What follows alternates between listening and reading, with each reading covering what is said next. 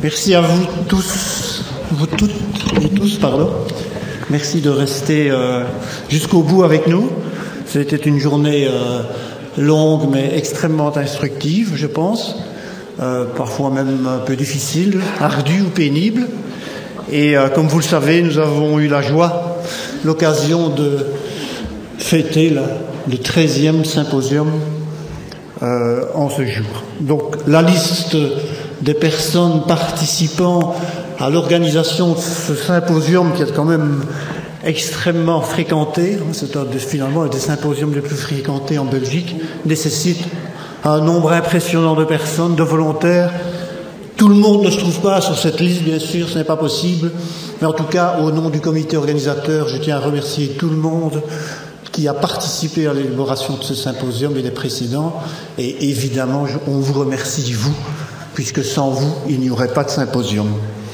Un plus dans l'organisation de ce symposium, c'est le site interactif, et un plus, c'est la possibilité pour vous d'aller sur ce site, de revoir tous les exposés de la journée, avec évidemment, vous le comprendrez, certains éléments qui ne seront pas repris, puisque c'est un site d'accès public et il faut évidemment trier un petit peu. Donc Nicolas, notre webmaster, m'a dit que les flash conférences seront disponibles dans 3 à 4 semaines.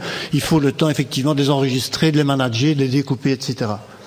Donc, matinée consacrée aux abus sexuels, c'est un sujet très sérieux, mais ça a l'air de les faire rire. Donc, c'était plutôt bien parti pour la matinée avec des modérateurs particulièrement en forme. Et donc, c'est évidemment un sujet auquel il est difficile de prêter de l'humour. Donc, je ne suis pas très gâté aujourd'hui parce que la matinée était très difficile à passer sur le plan humoristique, et d'ailleurs parfois impossible. Et premier exposé par le brillant docteur Bogier, vous savez, c'est un nom très connu dans toute la région, et papa et le fils sont des formidables orateurs également, avec des expériences tout à fait importantes. Donc ici, dans l'exposé sur le viol, monsieur Bautier a inclus également l'attentat à la pudeur.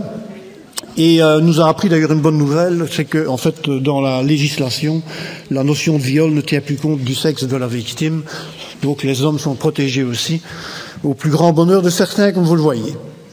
Et donc bon là, l'humour français bien sûr a bien été étalé à ce propos-là, et donc je me disais bien que Sarkozy devait peut-être se poser, enfin c'est plus Sarkozy bien sûr, mais enfin devait au moins se poser ce genre de questions.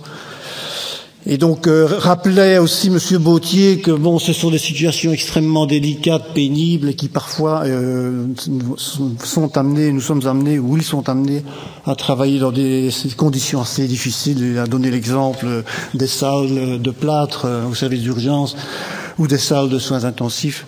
Ce sont évidemment des conditions de travail qui sont particulièrement pénibles. J'ai relevé une petite coquille dans ce qu'il a dit, c'est qu'il a dit qu'il faut un élément de taille pour porter le diagnostic de viol. Alors bien sûr, conclusion importante, c'est que malgré toute l'attention que l'on porte, le public, médecins et autres, légistes, la conclusion était quand même importante. Seulement 20% des patients victimes d'un viol bénéficient d'une prise en charge optimale. Donc c'est un point d'appel important. Il propose une approche multimodale, on propose bien une approche multimodale sur la prise en charge médicale et non sur le phénomène d'amont, bien sûr.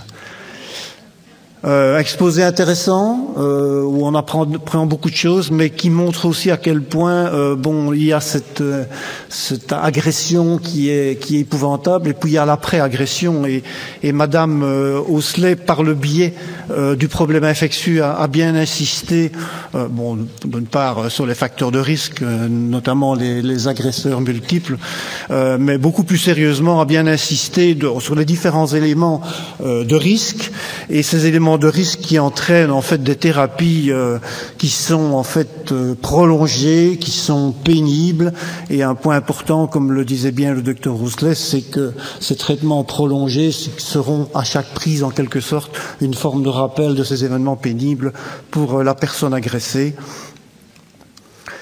Et donc l'après, parce qu'il y a l'après, c'est un très très long chemin de croix pour la personne qui a été agressée. Alors, Thérèse Delattre nous a fait une présentation aussi difficile et émouvante, et je pense qu'elle a un peu montré son visage à ceux ou à celles qui ne la connaissaient pas, pour nous faire un exposé particulièrement poignant sur ce problème de la prise en charge des enfants. Et c'est évidemment un sujet pour lequel chacun d'entre nous ne sait pas rire. Et donc c'est vrai qu'on a un peu l'impression en l'écoutant d'avoir vu un registre des horreurs, et puis aux horreurs s'ajoutent les autres horreurs. À l'horreur du geste s'ajoute la loi du silence, la terrible autoculpabilisation de l'enfant et le terrible chantage parfois exercé sur les enfants. Chose importante, c'est vrai peut-être que quand on prend la situation en charge d'un point de vue médical ou paramédical, il faut évidemment axer notre démarche sur l'enfant qui est le principal interlocuteur. Et Madame Delattre avait bien segmenté en 4 points bien clairs. Elle vous a à moult fois répété que vous pourrez bénéficier de cette présentation sur le site d'ici quelques semaines. Donc bravo, en tout cas ça m'a beaucoup interpellé, comme beaucoup d'entre vous d'ailleurs, qui me l'ont dit à la pause, et bravo à toute cette équipe, toutes ces équipes multiples qui s'occupent d'une prise en charge particulièrement difficile. Alors, vous avez fait la connaissance de Madame Mathieu aujourd'hui, pour ceux qui ne la connaissaient pas en tout cas. Madame Mathieu, personnellement, je la connais dans le cadre de son travail. Et c'est une dame, vous avez pu vous remarquer, qui est très très motivée, qui connaît beaucoup de choses, qui est très dynamique, qui a aussi des idées très claires sur plein de choses. Et effectivement, elle a signalé, elle a fait une allusion au fait que nous avons eu l'occasion de travailler avec elle dans la prise en charge de familles en détresse suite à des accidents, etc. Et je veux simplement signaler ici que Madame Mathieu a eu un comportement vraiment professionnel auprès des familles. Elle nous a beaucoup aidés. Et puis ce qui est très sympathique de sa part, c'est qu'après, elle nous envoie un mot de remerciement pour notre collaboration. Donc le problème, évidemment, est large. Elle ne s'est pas limitée à l'aspect viol, elle s'est élargie sur les différents aspects d'agression, de femmes battues ou même d'accidents de la circulation. Alors l'après-midi est consacré aux situations inattendues et exceptionnelles en préhospitalisation. Donc il fallait un petit peu s'attendre à tout, et surtout finalement des choses intéressantes et parfois spectaculaires. Voilà, nos 2 sympathiques modérateurs. Évacuation difficile, ça je pense pas que ce soit un problème très nouveau pour nous. Je crois que le problème de l'évacuation difficile, on le connaît chaque année à Gisli, et on n'a toujours pas trouvé de solution. Je ne sais pas pourquoi. Donc c'est invariablement la même chose qui se passe. Je signale qu'au début de la pause, il y a une file, et en fin de pause, en fait, il y a 2 files. Ça va se dédoubler, et on va avoir une évacuation effectivement plus rapide. Donc ce sujet a été remarquablement documenté par l'orateur, désolé j'ai oublié son nom, Monsieur Lambrex, sous-lieutenant Lambrex, qui a remarquablement montré un travail remarquable de groupes manifestement hyper entraînés, qui travaillent en profondeur et en hauteur. Il a d'ailleurs cité ces mots lui-même. Et en montrant quand même que c'est quelque chose de très réel et effectif, puisque on parle de 2 interventions par semaine. Et puis ce qui est amusant, c'est qu'on cite des noms de localités qu'on voit subitement sous un autre angle via l'œil du professionnel. Et alors il nous a donné un très très grand conseil, donc n'oubliez quand même pas, avant de tomber dans un trou, regardez s'il ne fait pas plus de 200 mètres, sinon on ne sait pas aller vous chercher. Et les photos spectaculaires, c'était un exposé vraiment bien documenté. Capitaine commandant Baudson, qu'on connaît tous, qui a déjà parlé maintes fois, qui est venu aussi parler aux médecins du CRAMU, qui est très motivé et qui connaît évidemment parfaitement bien, notamment le problème Seveso, en nous rappelant des choses très importantes, précises, la législation, les adaptations spécifiques aux entreprises, avec des dossiers qui sont multiples et précis dans ce cadre. Et bien sûr, pour nous, dans la vie de tous les jours ou dans les appels que nous allons recevoir, n'oubliez pas qu'il n'y a pas de place pour l'improvisation. Il faut être extrêmement respectueux des consignes et, bien entendu, respecter cette chose fondamentale, prioritaire, qui est la sécurité, que ce soit pour des interventions individuelles ou dans le cas d'un déclenchement d'un plan provincial ou communal. Et la dernière diapositive du commandant capitaine Botson disait bien, l'action, elle est préparée, elle est coordonnée et elle est disciplinée. Ça, c'est peut-être un peu pour nous quand même, la discipline. Alors on va doucement aller vers les risques de contamination et le risque nucléaire. Le lieutenant Philippe Wallart, risque nucléaire, principes et moyens de protection. Là, je me suis revu sur les bancs de l'école en me disant oui, il y a longtemps. Et puis on a oublié beaucoup de choses. Et donc ça m'a rappelé, ça vous a peut-être rappelé les périodes épiques de Blocus dans ces différentes matières. Une très jolie historique avec de très belles photos, c'était intéressant. Marie Curie, j'ai entendu dire dans la salle, il y a quelqu'un qui est un peu désorienté par l'historique, et on m'a demandé, Marie Curie, c'est bien ça, non? Et donc forcément, la conclusion de la personne qui m'avait interpellé, j'ai dit, s'il va y avoir un problème avec le polonium, on va appeler le lodlinsaronium. Ça va être un peu compliqué. Alors, il y a un message quand même fondamental dans enfin, il y a plusieurs messages, il y a beaucoup de messages, mais il y a un message vraiment qui nous rappelle une réalité de tous les jours. Dans notre comportement médical ou paramédical ou autre, on ne demande que des examens dont on pense qu'ils vont amener une information utile qui modifiera le traitement ou qui modifiera notre comportement.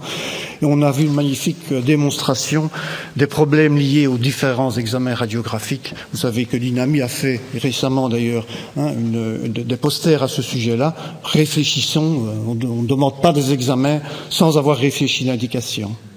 Le nucléaire, vous voyez que, en fait, c'est une dia française, je vous le dis tout de suite. Le nucléaire, il fait parler de lui partout, avec de l'humour au niveau de la politique française.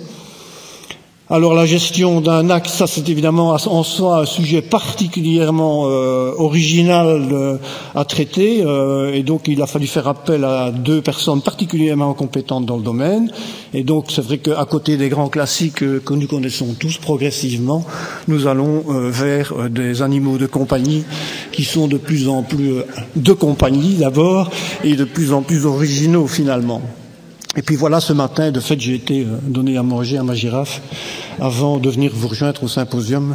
Mais vous comprenez tout de suite que je ne dois pas avoir très l'habitude parce que je garde quand même un petit peu mes distances. Donc, très bon exposé sur les dispositions légales et sur les risques de NAC donné par le docteur Modesto. Il n'a pas tenu compte de tous les risques, il en a oublié certains qui sont peut-être moins dangereux, effectivement. Enfin, qui ne sont pas très rassurants ou très commodes. Bien sûr, on vous conseillera en conclusion de n'adopter que des nouveaux animaux de compagnie qui sont très gentils et qui ne font de mal à personne. Voilà, c'est une overview très rapide, bien sûr, parce que vous êtes très fatigués et vous avez été extrêmement attentifs devant tous ces exposés. Je pense qu'il n'y en a aucun qui a été inférieur à l'autre. Tout a été vraiment passionnant. Et je voudrais aussi souligner quand même l'inventivité du comité organisateur qui chaque année trouve des sujets originaux et intéressants. On sort souvent un petit peu des sentiers battus pour ramener des informations pour des situations auxquelles on peut être confronté tous les jours, bien sûr. Mais c'est un brainstorming au niveau du comité d'organisation qui aboutit quand même à la concrétisation de symposiums avec des sujets intéressants et originaux. Il va de soi que nous sommes ouverts aux suggestions pour les années à venir. Et donc le message est simple. Merci encore une fois, merci à vous tous d'être là. Et nous vous donnons évidemment rendez-vous pour le 14e symposium de médecine d'urgence de Charleroi. Merci pour votre attention.